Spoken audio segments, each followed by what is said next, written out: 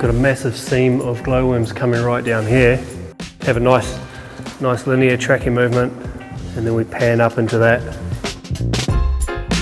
Keyframing is the ability to control each individual axis, which allows you to change the parameters to make your movements very specific. So with this shot, we don't want to just do a straight track, we want to have some dynamic movement in it. So what we're doing is we are tracking along a seam of glowworms, and then we're going to pan around a stalactite to reveal a big cluster of glowworms.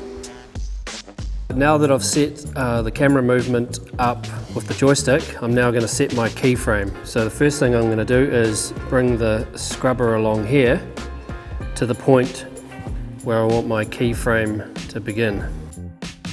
So I'm going to set a keyframe here because I want to start the movement that's going to come around this little rock face here. The move to do is to start panning around as it comes past, back up until this glowworm patch here. Now that my camera's in position, I'm going to select the pan axis and add a keyframe.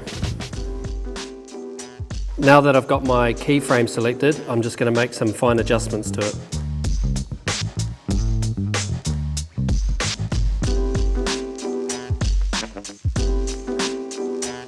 What I want to do is I want the movement to be really smooth, so I'm going to start the ease in and ease out, which is really going to make that movement nice and smooth as it starts that turn.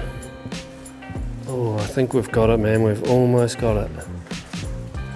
I'm using the ease in on this specific movement because it's going to make the whole transition from the straight movement into the pan a lot smoother.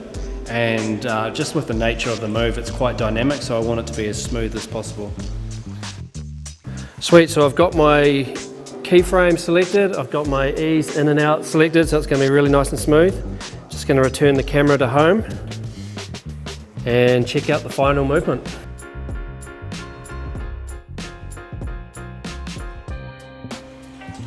So I've just set up all my movement parameters, and now I'm going to set my record time, which is going to be 4 hours at an interval of 20 seconds, which is going to give me a play time of 29 seconds. So the reason we've gone for 19 seconds as an interval is on the recce, with the settings we played around with, it's going to give us a nice sense of movement as the glowworms move throughout the time lapse.